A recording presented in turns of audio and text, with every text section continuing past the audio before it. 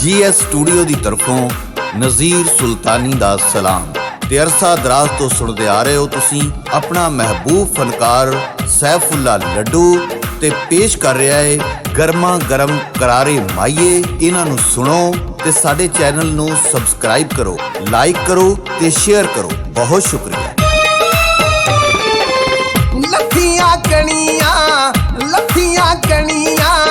कन्नियां भेज गईया खेस दियां नित जड़ के न आले कुंजियां देस दियां आले कुंजियां देस दियां।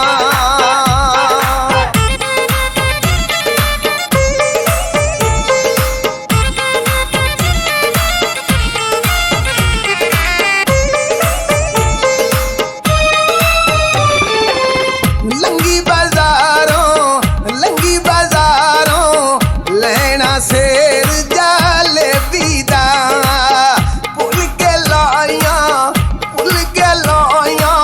पता नहीं सी डोल भरे पीदा पता नहीं सी डोल भरे पीदा।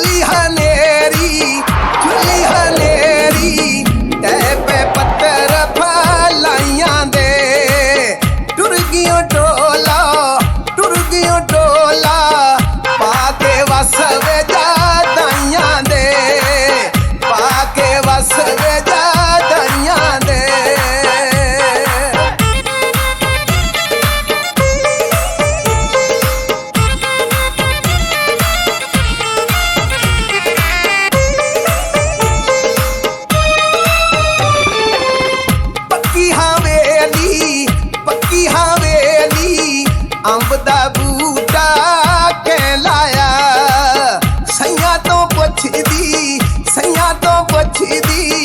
इत्थे मेरा माया नहीं आया इत्थे मेरा माया नहीं आया।